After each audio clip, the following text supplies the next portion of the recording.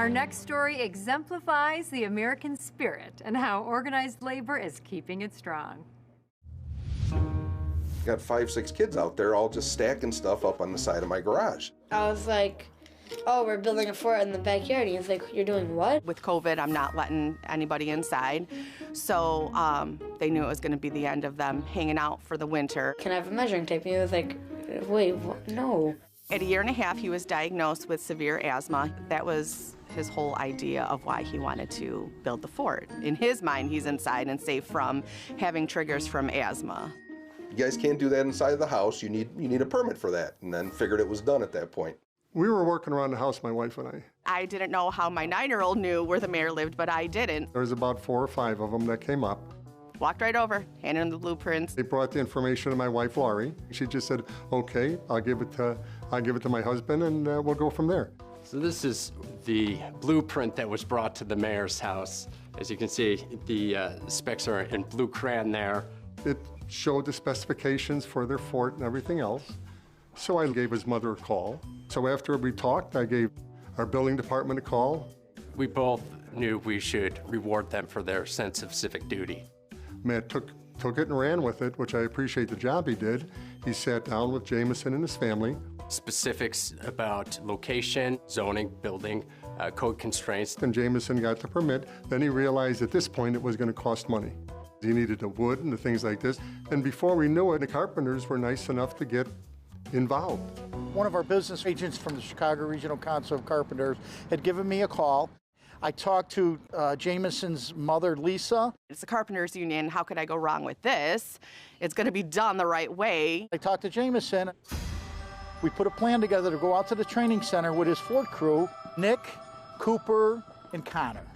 First thing we had to do, we had to deck them all out. They understand that you got to have PPE, you had to have the hard hat, you had to have the safety glasses, we had to put them in high vis. We also gave them a tour of the school to see what it was like to come to a training center and where you have a 4-year apprenticeship and become a journeyman carpenter. It was exciting for them, it was exciting for us. With them coming here and seeing what we do here as carpenters during that tour, you know, it opens up their eyes. Jameson had a little bit of a sketch that he got from the village, and we invited him here to the school to advance that sketch a little bit, and we put it in a program. We went through to make sure that this is what he was looking for. We went through and covered what it would look like as a finished model and get everything approved by the city. And they were seeing some of the augmented reality when they were brought up their fort and they were able to spin it around and see it full scale where they're standing. The technology is here in the trade. Seeing the glow on their eyes when they saw the actual SketchUp model being shown to them for the first time, it's one of those things that touches you. We're going to prefab some of the walls. We're going to do the roof. They'll be framing the actual fort themselves, framing the walls. We'll have some volunteers that are going to be helping with this, so we're not leaving it all on them. And then we'll get it all put together.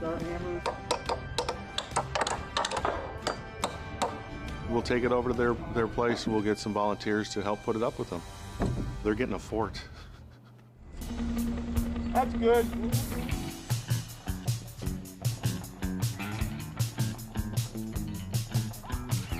By having the skilled training of the millwrights and the carpenters here overseeing the transition of getting this thing from the street over to the backyard, that takes a lot of skill and it takes certifications. We're setting an example to the community about we're strong alone, but we're unstoppable together. This whole experience with the boys and the families, we're not there just to build a fort, we're here to build communities. 2, 3. I do not know how to thank the union enough for everything that they've done. It's been amazing. Under our leadership of Executive Secretary Treasurer Gary Pirnar, you know, we're always about giving back. For us, it's the norm. This shows how big a heart these guys really had. I mean, it's like they treated like it was their own kids here, you know, they're building a fort for. You get a successful career, you realize that now's the time to give back.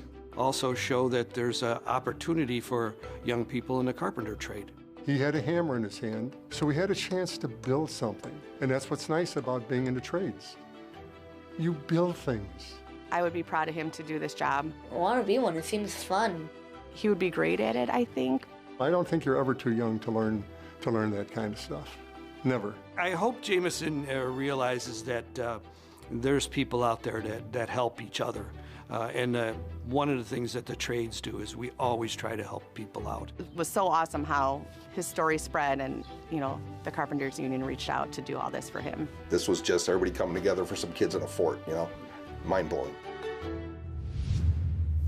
That's all for this episode of Built to Last. Be sure to check us out on Facebook, Twitter, and Instagram. Hey, Monica, what do you call a boat that's built by students?